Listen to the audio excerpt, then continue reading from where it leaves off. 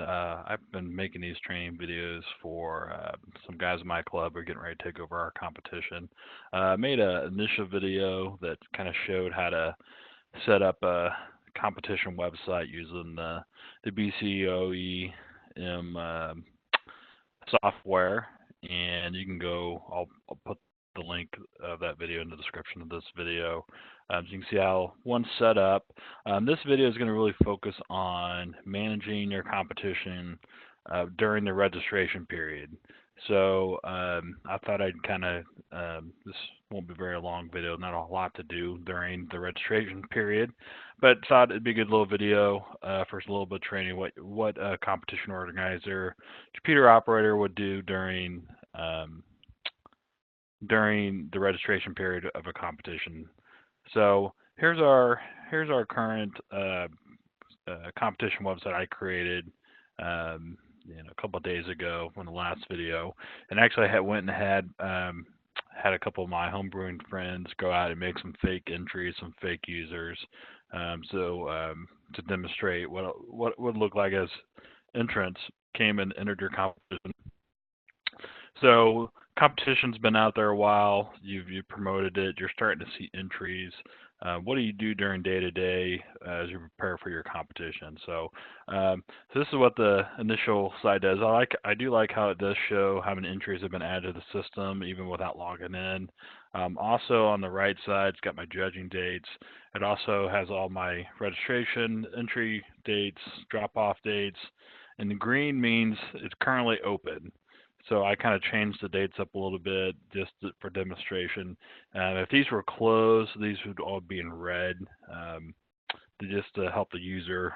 Green's good, red's not. So you log in your website, and it should, if you're an admin, you would be automatically logged into the administration dashboard. And again, the dashboard is a real nice place to start when you come in. If you're organizing a competition, I would come in here daily, see where your competition's sitting at, see if there's any problems or anything like that. The main thing you're going to be doing mostly, you're going to get emails from entrants. Entrants are going to ask questions. Lots of people who are real new to competitions. What category should I enter? They might have problems with the registration process. You might get questions from judges and stewards about times for judging dates or locations. So as an organizer, you need to be checking your email and responding to your emails as quickly as possible, because it's all about communication to keep these entrants happy and excited about your competition. One thing I during this period, I'll send out not quite weekly emails, but I'll send quite a few updates during the registration period to remind people when drop-offs due. If I start getting sponsors, I might send an email out. We're excited to announce we've got these sponsors. Please check them out, especially if you get like a best of show prize. That's real cool, or maybe you have a scale-up prize. That's a good way to get people excited about your competition, especially entrants. So they really make a good effort to send in really good quality beers. Those are a couple of things. So really be checking your email and have some kind of sense that it's urgent to respond to people who ask questions about your competition, because people are paying money to enter. You typically are paying money to enter your competition, so they expect a little bit of service. So just be prepared for that. So here's our dashboard. What I like about this, you can see we've got 11 entries out of 100 for total. So this is been open a couple of days. I've got 12 different people have come and registered. 8 of them are people with entries. I've got 2 judges registered officially, and I've got no stewards, which is a problem. Stewards is one of those positions that I overlooked badly in my first 2 years of a competition organizer. It's one that you really want to make sure don't overlook that position, the steward, especially getting a head steward and someone that knows what they're doing and able to train and help you with the steward's process. We can also see, all our registration windows are open right now. Um, so what I like about these is it's got a little highlight, so you can easily go and navigate to some of these. So we can go look at our confirmed entries. So this window is basically just a good window of showing what entries you have. What I like about this, it's real easy to filter depending on what you want to look at, and they got different ways you can do that. I personally like using the little. So let's say if you want to see everything by the style type, so we can click on this arrow, and now it's got. And again, if you saw the last video, I only added 2 categories for this demonstration. But we've got, what does it look like? About 6 American lagers, and we've got like about half and half. So it breaks it down by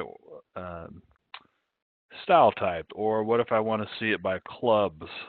See how many clubs are coming in. So I've got a couple entrants with no clubs, Hair Club for Men, Johnson County Burnside, which is another good beer club in Kansas City, Missouri Mashers. Some of my club members helped me out. You can organize by if anyone's paid yet or not paid. You can you can go back and change it by entry number. Entry number, the very first person gets 1, and then the next person gets 2, so on.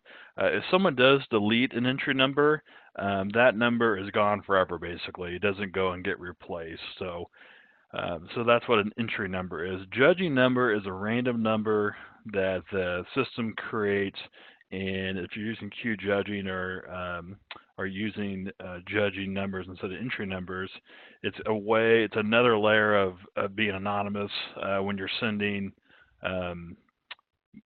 at a competition when judges, instead of using entry number, it's more of a random number, so no one will know whose entry is who. Like I know when I go judge other competitions, most ones I've been to use the entry number.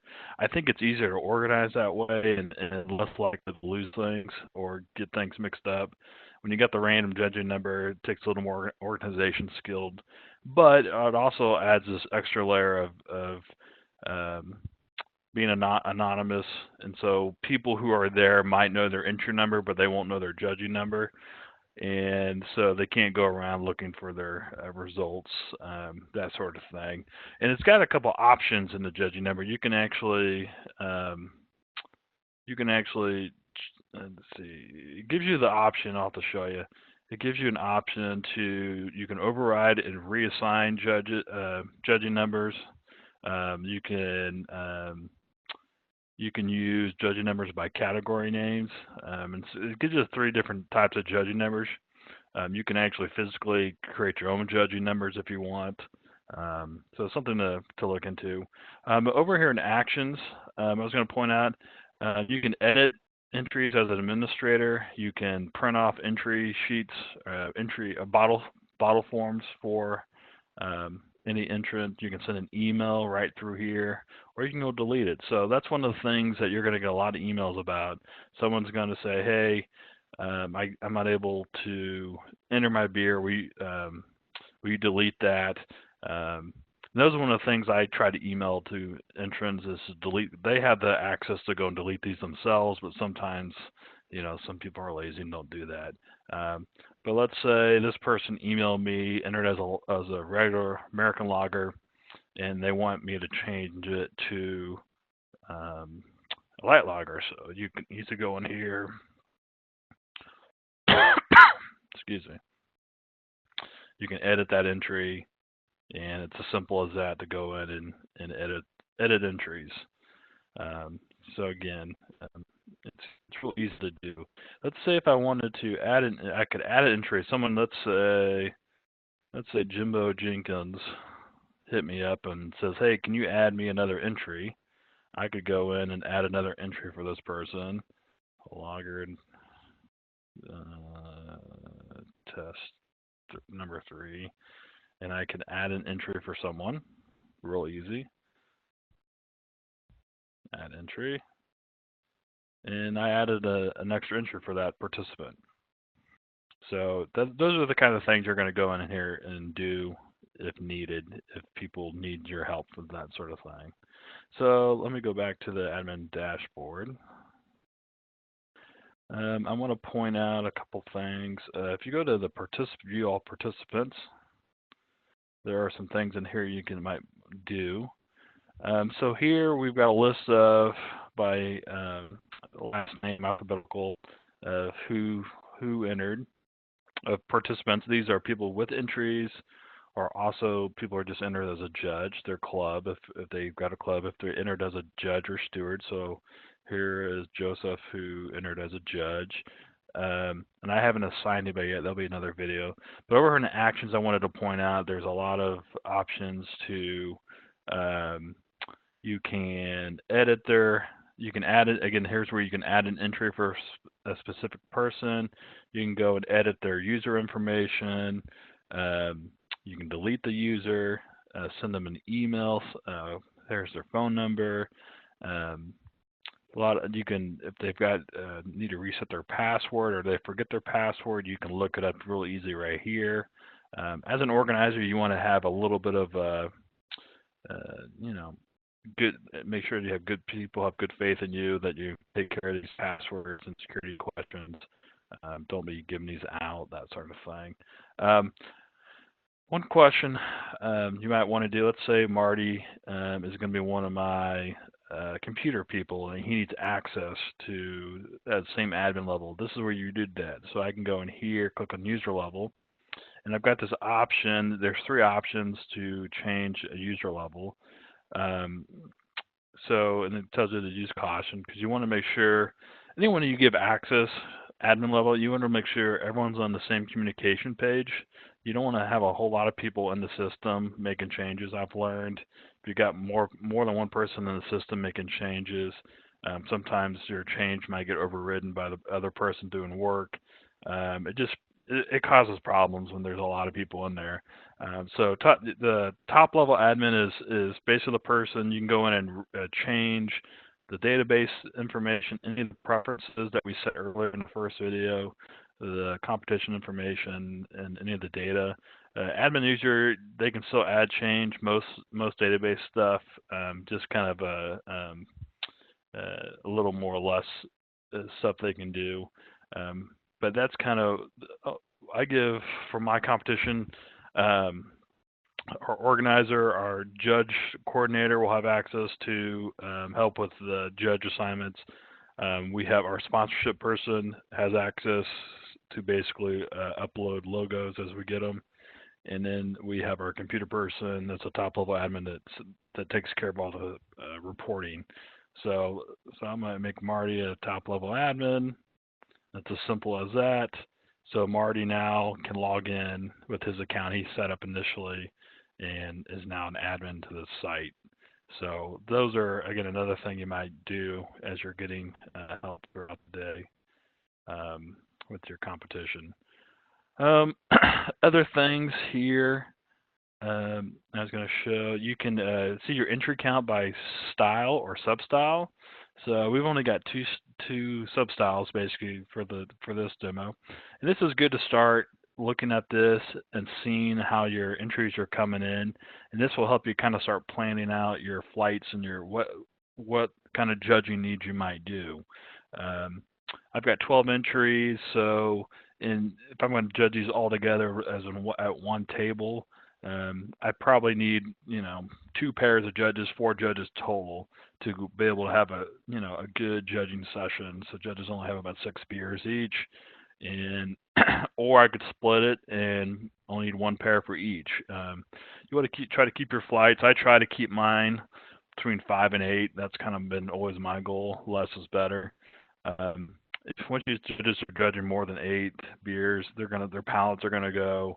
They're gonna get tired from writing, and it just if the people that are late towards the flight might not have as good as judge as they did in the first part of the flight. So my goal is always 5 to 8 beers in a flight for a pair of judges. So that kind of tells me, helps me know if I need to go recruit more judges or if I've got enough based on what I have signed up. You can never have enough judges. Always I always try to have a couple people who in my club that are what I call, basically on the bench, waiting to get filled for any judge that might not come. And then it's always good to have extra judges around to help out if stuff comes up. Every year something has come up, and it's always a nightmare to try to find judges at the last minute. So be prepared to work on that. Um, Other things you go, so we can go look at our available judges right now and see what that looks like. So right now I've got two judges. I've got one who is a recognized certified judge. One's got his provisional, but I also have a problem here. I've got basically both of them have entries in 1A, so they cannot judge that. So that's a problem. So that means I need more judges to do the 1B category. So that's something you can look at and change. And again, we can go and delete some of these entries if they want. Another thing I like is this quick registration. So um, I might hit someone up I know to come in and judge the day of or the day before, and instead of having them go and register, you can go and do it themselves. And it's real easy to go and either put them under your email address or theirs, put their name, Bob Davis. If you know their BJCP ID, this will help with your BJCP organizer report if you know their ID. And if they're whatever ranking they've got, if they're willing to judge. This is important for when you do go to assign judges to hit yes, that they would be available for these judging days. All right, and they got this new security feature in there that you're not a robot, which is good, and you can register them real quickly. All right, so now I've got another judge. And again, you can change the view of your participations available by judges. And now I've got a judge that can judge on both days, master level job, no entries. So that's kind of how you can add judges. Stewards is the exact same thing, nothing different there. Other things you would do during the registration period. Again, you're just kind of, what was I going to show? Oh, I was going to show as you're getting sponsors, because during the registration process, you're going to be hitting up sponsors. So again, it's important to, if you got sponsors, make sure you're doing your best to promote them and give them the benefits of what a sponsor would get. So here, if let's say Blickman gave me a sponsorship, I could put their address here if I knew it. Levels. Some competitions have different levels. So level meaning is going to show up at the top of your page, bigger logo. 5, you can have a smaller logo. Depending if you have different levels. Our competition doesn't have different levels for competitions. This is where you would put their website. If they've got a logo, show what you can do there. You can click on this little box and let's see here. I think I've got the Blickman logo on there. Here's when you get sponsors, always ask for their logo. Then I'll need to go back. You'll want to save those files in a folder. I should have just went straight back. That's all right. So now if a logo file, I uploaded it. So now I can pick the logo file. If you want to put a description, you could put something there. This does show up under the logo, bullying. If you want it to display add sponsor. So now you can go at the front of your page now, and their sponsors. You've got their logo. If I would have put the website, it would have automatically linked it here, so people could click on this logo, go right to the Blickman website, and now you can promote any sponsors you might have. That would be something you would do during the registration period of your competition. Again, if you ever need to, let's say the drop-off location, you've got that it's changed or you need to add another, you would go to drop off locations. We can edit this or we can add another drop off location. Um, we can also, if you need to add another judging location, um, another day, you can either edit these times and say, oh, we don't need Monday, we'll just get rid of day one. We're just going to get it all done on one day on Tuesday, no longer judge location on Monday. This is the kind of stuff you're going to be doing during the registration period. Again, you're managing participants, and they're going to be emailing you. Trust me, they're going to email you and contact you with information. You're going to be getting sponsors, so you want to be adding sponsors as you get them. And that's pretty much it. So once you want to be watching this daily is what I would recommend, and communicate as much as you think you need to do. And that's kind of all in this video here with that. And then the next thing I will have a video about is once your registration is over, how do you prepare for sorting, and how do you do the sort, and what do you do after the sort? Will be my next video. So again, thanks for watching. If you've got any questions or got any feedback for me, I'd love to hear it. Thank you.